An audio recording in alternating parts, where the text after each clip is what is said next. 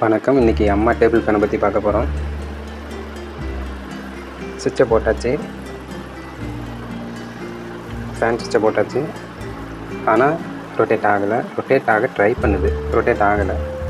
So இப்போ வந்து soft boost போயிருக்கா இல்லை கெப்பாசிட்டர் போயிருக்கா அப்படின்னு எப்படி ஈஸியாக கண்டுபிடிக்கலாம்?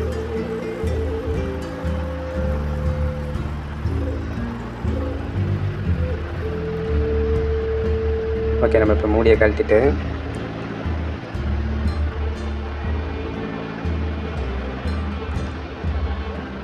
சுவிட்சை ஆன் பண்ணிவிட்டு ரெக்கையை சுற்றிட்டு பார்க்கணும். சுவிட்ச் ஆனில் இருக்கும்போது முன்னு ஒரு சவுண்டு வரும். அப்போ ரெக்கை வந்து ஈஸியாக சுற்ற முடியுது அப்படின்னா சாஃப்ட் பூஸ்ட் நல்லா இருக்குன்னு அர்த்தம். அப்போ கண்டிப்பாக கெப்பாசிட்டர் தான் போயிருக்கு. அதே வந்து சுவிட்ச் ஆனில் இருக்கும்போது 3 சவுண்டு வரும். அந்த டைமில் ஃபேன் ரெக்கையை சுற்றவே முடியாது. அப்படி இருந்தால் கண்டிப்பாக சாஃப்ட் பூஸ்ட் போயிடுச்சு. அதுக்கப்புறம் கெப்பாசிட்டர் வந்து நம்ம செக் பண்ணிக்கணும் நல்லா இருக்கா இல்லையான்னு. ஆனால் சுற்ற முடியுது, ஈஸியாக சுற்ற முடியுது. சவுண்டு சுற்றும் போது என்ன ஆகும்னா தானே ஓட ஆரம்பிச்சிடும். அப்படி இருக்கும்போது கண்டிப்பாக கெப்பாசிட்டரை மாற்றிடணும். இப்போ இந்த ஃபேனில் அப்படி தான் இருக்குது. 3 சவுண்டு வருது, ரெக்கையை சுற்றினா ஈஸியாக இருக்குது. அப்போ கண்டிப்பாக கெப்பாசிட்டர் வேல்யூ செக் பண்ணி பார்த்துட்டு மாற்றிடலாம்.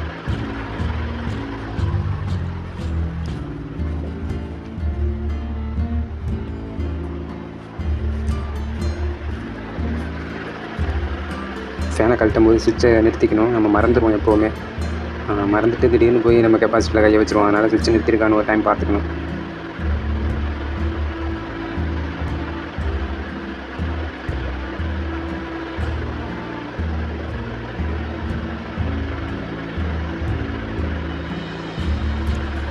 ஓகே, இந்த சாஃப்ட் பூஸ்ட் போகும்போது ஃபேனை வந்து ஆன் பண்ணுனா முன்னு சவுண்டு கேட்கும், ரொட்டேட் ஆகாது.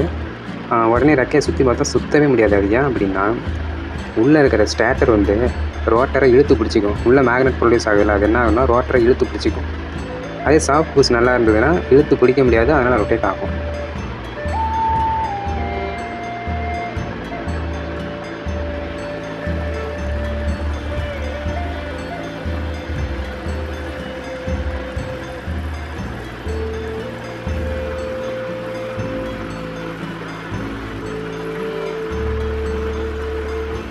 பின்னாடி ஒரு ஸ்க்ரூ சில ஃபேனில் இருக்கும், அதையும் வந்து ரிமூவ் பண்ணிவிட்டு மூடியை கழட்டிடலாம்.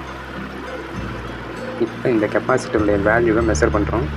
இந்த கெப்பாசிட்டர் சேஞ்ச் பண்ணி ஒரு 3 மந்த்ஸ் தான் ஆகும்னு நினைக்கிறேன். அதுக்குள்ளவே கெப்பாசிட்டர் ஃபால்ட் ஏற்படுது.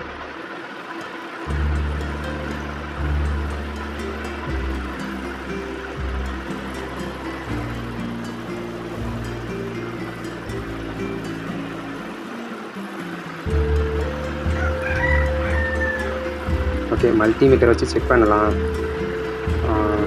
என்ன வேல்யூ காட்டுது.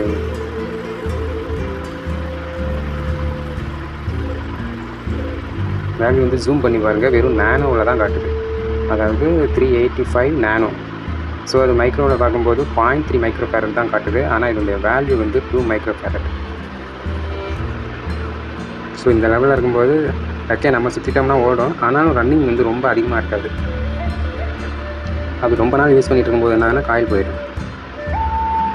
ஓகே, 2 மைக்ரோ ஃபேரட் கெப்பாசிட்டர் நம்ம வேறையாக போட்டுருக்கோம். ஆக்சுவலி இதில் 1.8 இருந்திருக்கும். ஆனால் இப்போ 2 மைக்ரோ ஃபேரட் தான் வந்து மார்க்கெட்டில் கிடைக்கும். அதை வாங்கி போட்டுக்கலாம்.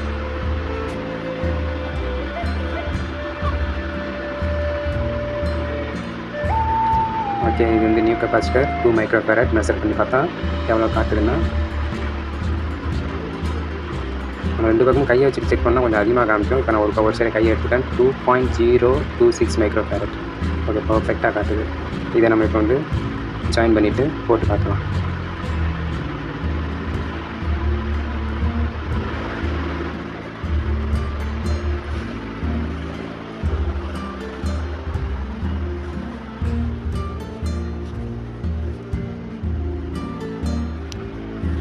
ஓகே, இப்போ கெப்பாசிட்டர் ஜாயின் பண்ணி டேப் அடிச்சாச்சு.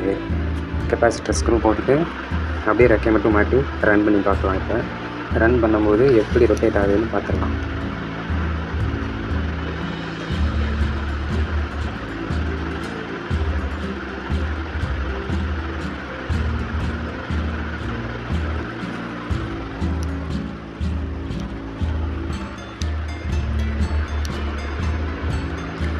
ஓகே, செக் பண்ணும்போது ரெக்கையை மாட்டி தான் செக் பண்ணணும். ஏன்னா சம்டைம் பார்த்தா ரெக்கை இல்லாத இருக்கும்போது மோட்டார் ரொட்டேட் ஆகும்.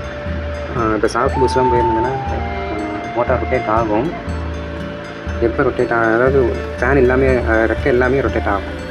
ஆனால் ரெக்கையை போட்டிங்கன்னா ரொட்டேட் ஆகாது. ஏன்னா ரெக்கை வெயிட் இருக்கிறதால அந்த ரோட்டரை வந்து ஸ்டார்டர் இழுத்து பிடிச்சிக்கும். ஸோ செக் பண்ணும்போது எப்படி பண்ணோம்னா ரெக்கையை மாட்டி தான் செக் பண்ணணும். ஓகே, பர்ஃபெக்டாக இருக்குது. ஃபேனை பூட்டியாச்சு, நல்லா வேகம் இருக்குது. இவ்வளோ தான். இப்படி தான் வந்து கெப்பாசிட்டர் போயிருக்கா இல்லை சாஃப்ட் பூஸ்ட் போயிருக்கான்னு செக் பண்ணலாம். நன்றி.